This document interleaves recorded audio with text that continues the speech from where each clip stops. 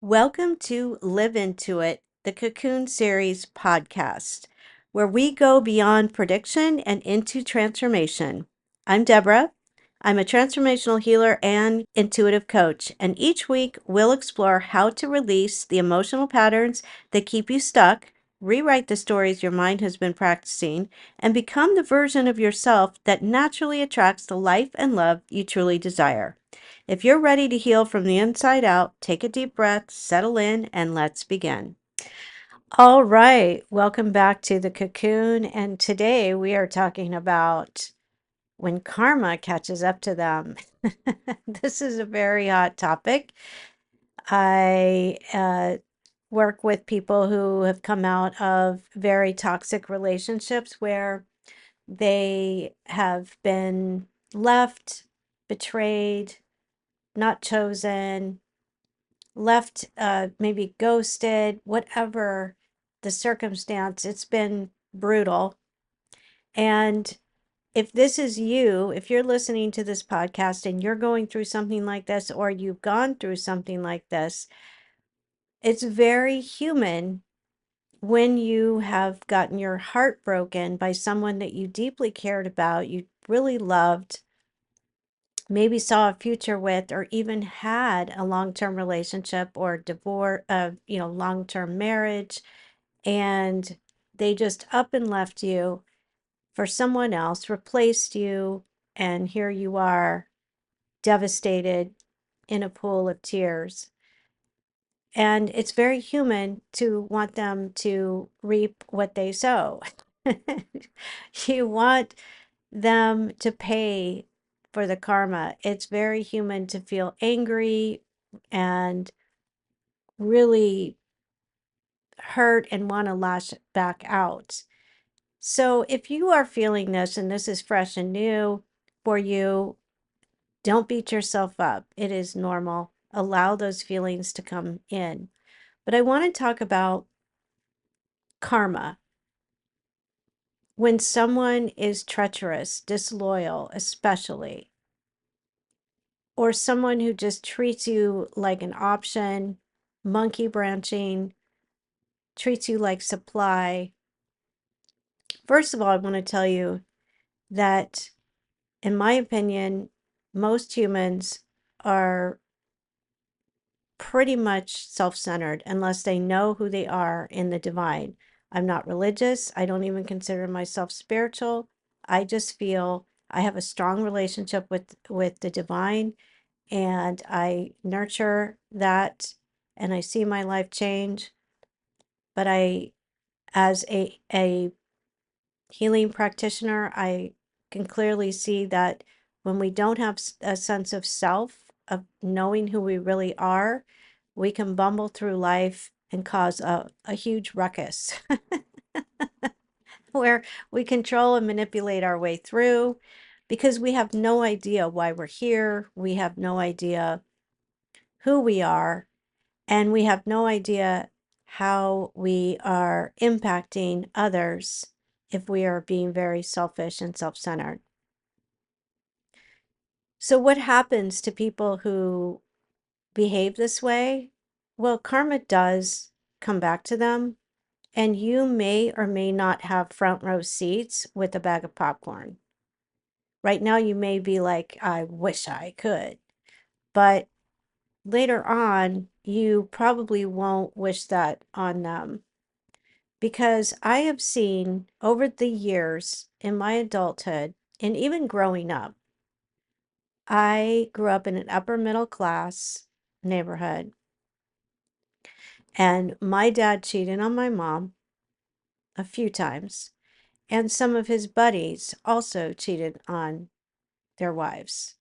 So it really wasn't good advertisement for me growing up to see that being married was really that glamorous, because I didn't see the point in it.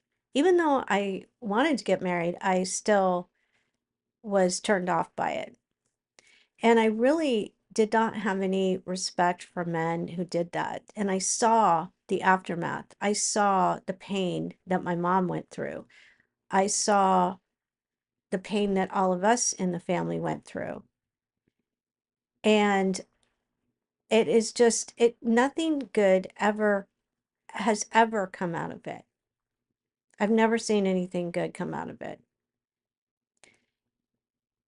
So I was very much not respecting my dad and losing faith in men in general. And right now, as a practitioner, if somebody comes to me who has been unfaithful to someone, I am very neutral. I don't judge anyone because I know every circumstance is different, but I'm just telling you my experience. And what I've seen is in my father, I believe, made some pretty poor choices when he uh, cheated on my mom again with someone he ended up marrying who was just absolutely turned out to be crazy.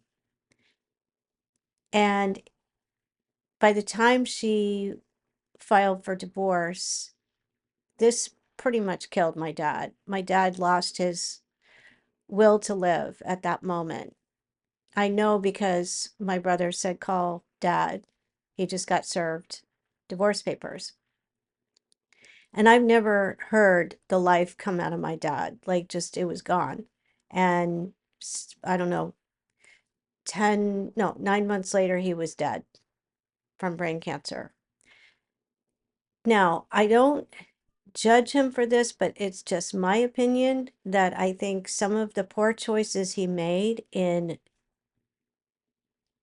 cheating on my mom, not dealing with his own feelings, not dealing with the issues, abandoning his family, creating another family, and that situation turned out to be disastrous in many ways, but in many ways it turned out to be really good, which could be another video, but or podcast. But was it really affected so many people and affected their well-being, and they suffered a lot. And so when people start to make poor choices, that karma does come back. And it comes in the form of uh, money problems, health problems, relationship problems.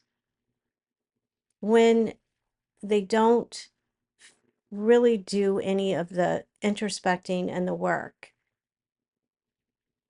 And it's really sad because sometimes some of us that have been involved in some relationship like this, we see that this person has so much potential to have a happy, healthy, good life, and they choose not to go down that road.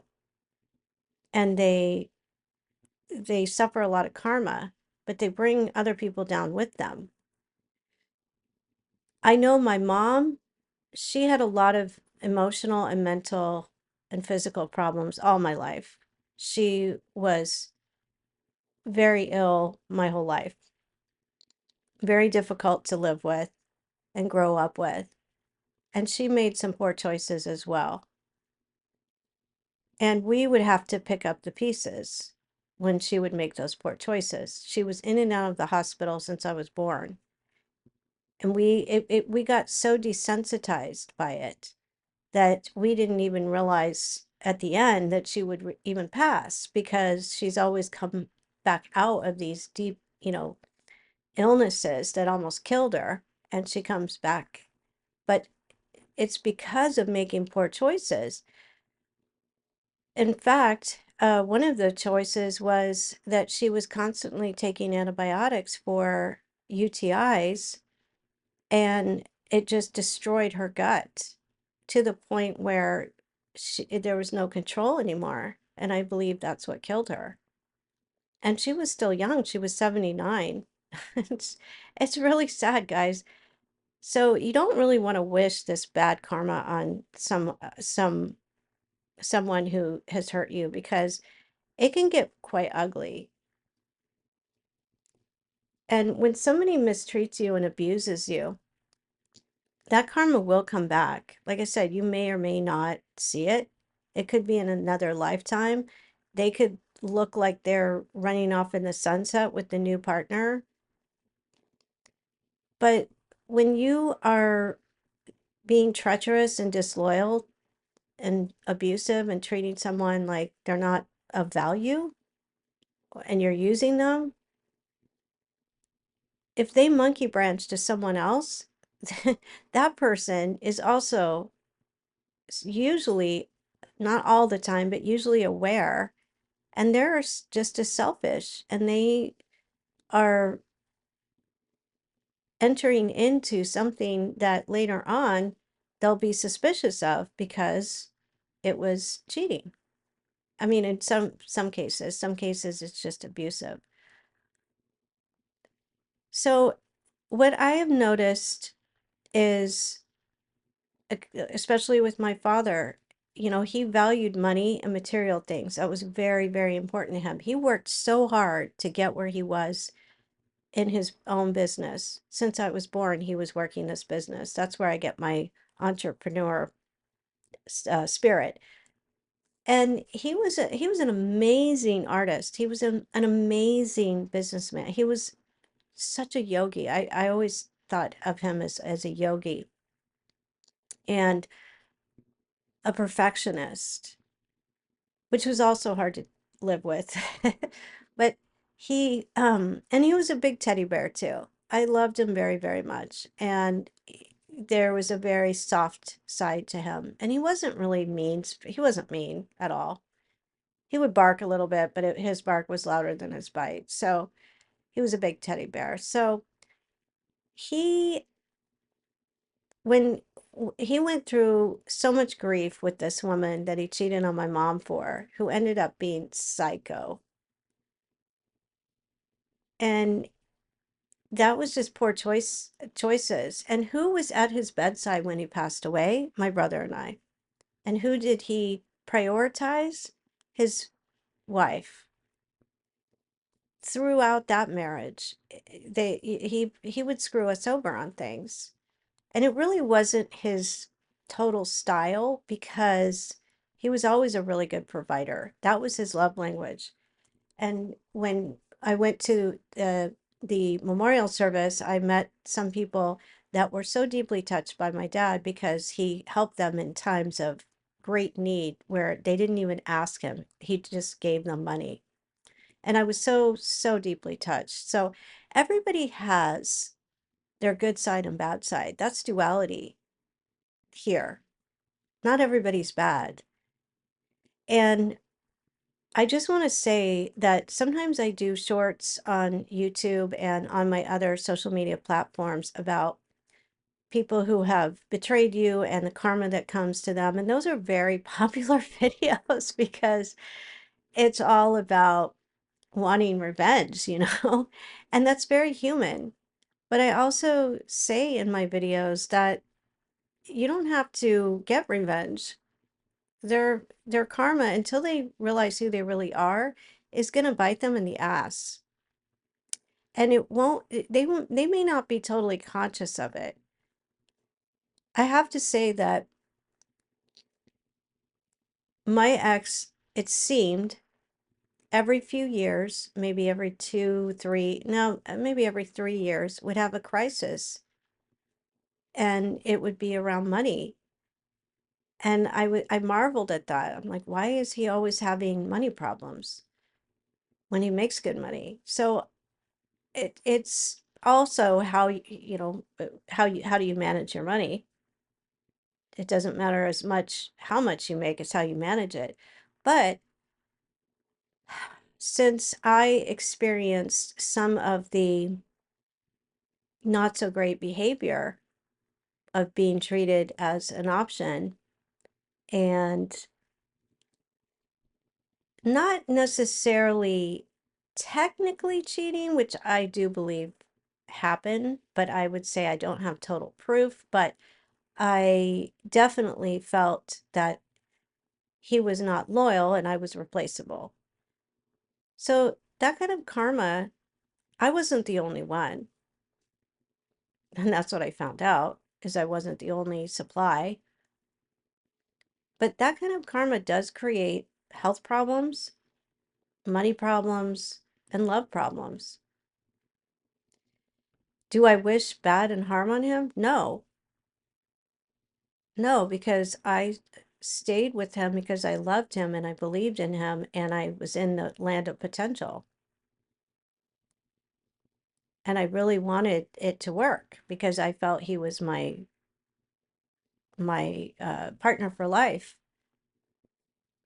So, but when you go through this kind of relationship where you're not being treated, it's not bringing out the best in either of you. It really will open you up. If sometimes it's your biggest awakening and your biggest blessing, and it cracks you open to stopping the cycle of allowing yourself to be treated that way.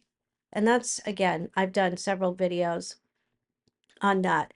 And I don't want to go too far into that, but I just want to talk about the karma that I have experienced seeing in people who make poor choices and treat people badly. And this is what I have seen. So if you are going through something like this and you want to release the need for revenge, don't push that down. Allow yourself to feel it so that you can release it. And in my work, my tagline is release, rewrite, receive. And when someone comes to me who's been through something like this, they are very heartbroken. They've been in a trauma bond, whatever it is, maybe a long-term marriage that was a trauma bond, or a short-term relationship or long-term relationship. And usually when they come to me, they've had enough. They're ready for change. And that's when you can really start to make changes. And so I always help my clients by having them set an intention of what they want instead of just wallowing in the pain and suffering. They will set the intention, release what's in the way, write a new script, and receive a new timeline, which is amazing. And this is part of the healing of coming out of a relationship with someone who doesn't treat you well. But again, going back to the karma, somebody asked me a really good question about this.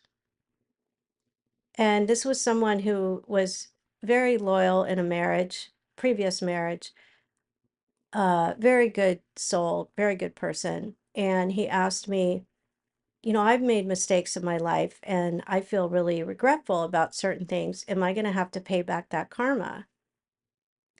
And even though I'm not a guru, I just shared with him what I learned on my spiritual path, my journey, is that what my teacher says is karma is the mind. What you think is the cause, and what happens on the 3D is the effect. So what you think causes, and the 3D is the effect. So that is from my spiritual teacher. From my guru, he says that if you love God with all your heart, with all your might, with all your soul, he will wipe away your karma. So I've been talking lately about turning your attention to the divine. And when you turn your attention to the divine, you stop allowing yourself to be controlled by your thoughts. Your thoughts can harass you with repetitive thinking of, why didn't this work? I can't believe they don't love me. I don't feel chosen. I don't feel lovable, all that stuff. And that's what we're releasing in the release, rewrite, receive.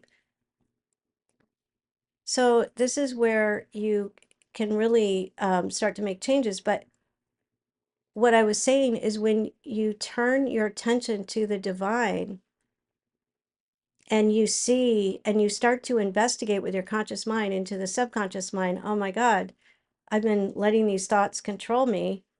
And you also see that maybe you haven't treated people very well in certain situations, and you really see it, and you feel remorseful, and maybe you even apologize to them. It can be wiped away because you're putting your attention on your true self. You're releasing what is not you, which is those limiting beliefs and limited behavior, which is what people do when they don't know who they are. They're in that limited behavior because they think that they are this little character, body, mind, the ego, and then they run around and they wreak havoc. So when you see who you really are, you can release those situations and those memories and wipe your slate clean, and you don't have to pay it back. So it's the, if if you give your, if you love God, which is loving yourself and choosing yourself, then that's a whole game changer. Then you are having this amazing relationship with yourself. You're not waiting for somebody to choose you or validate you or love you, and then you're going to feel whole and complete. You are giving all of that energy into the divine, which is within you, and cultivating that relationship. And then those things can be wiped away. And if you go through any kind of karma, you just have the best attitude you can. Like, okay, you know what? Maybe I did this in this life, maybe another life, whatever. Just, never mind. Just go through it and keep on. But it's amazing having a guru. I have a guru where he can wipe away my karma if he would like.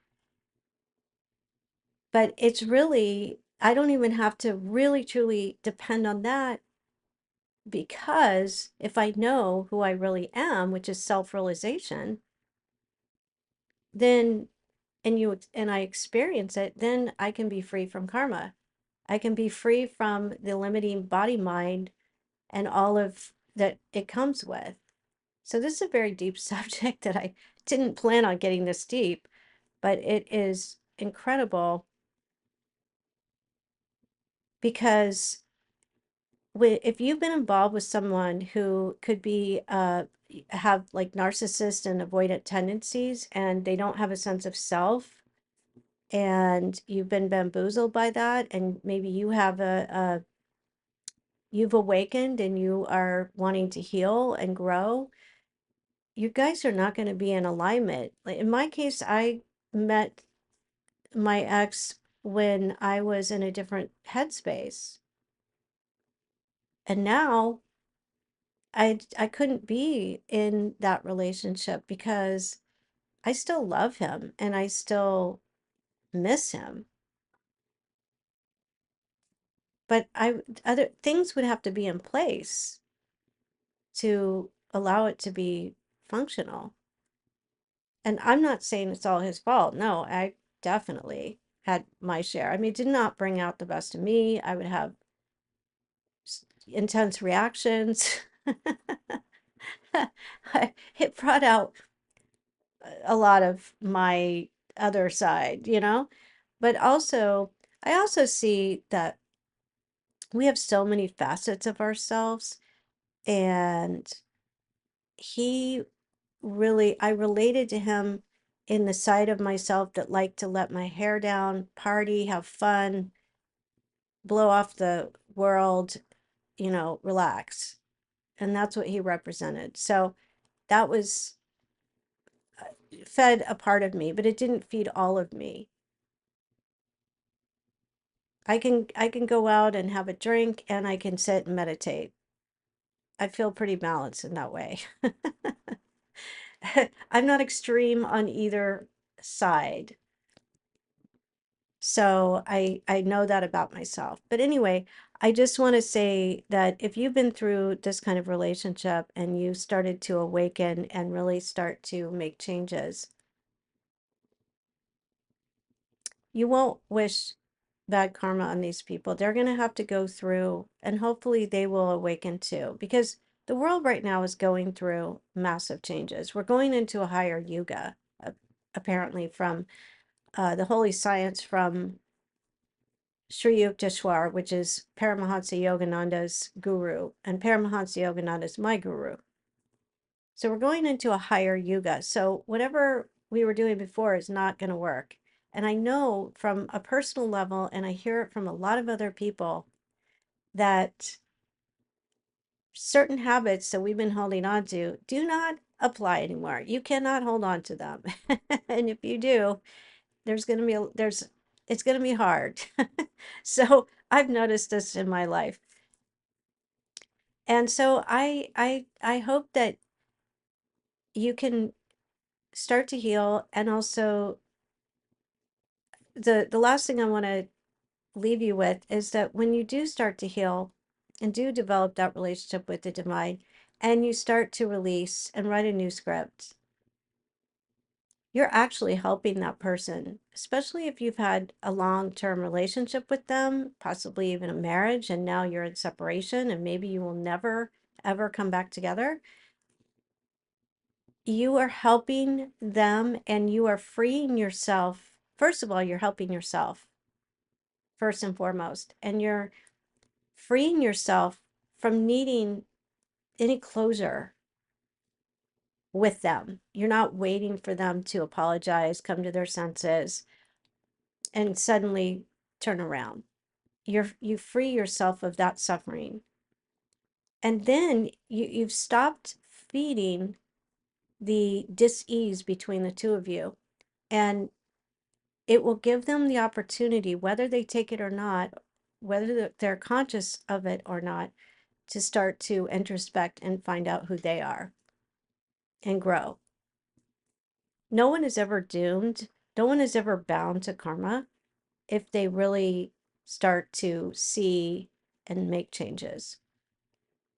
So I hope that this podcast is giving you some insight. And if you would like to join my community, everything is in the description. If you're new and you want to get to know what I do and the process, you can also book a private one-on-one. So have a wonderful day until next time. Thank you for spending this time with me today. If this episode resonated with you, subscribe so you don't miss future conversations on emotional healing, consciousness, and transformation. If you're ready to go deeper, you'll find links to my transformational sessions, guided activations, and free community in the description below. Until next time, remember, every thought you release creates a space for the life you're meant to live.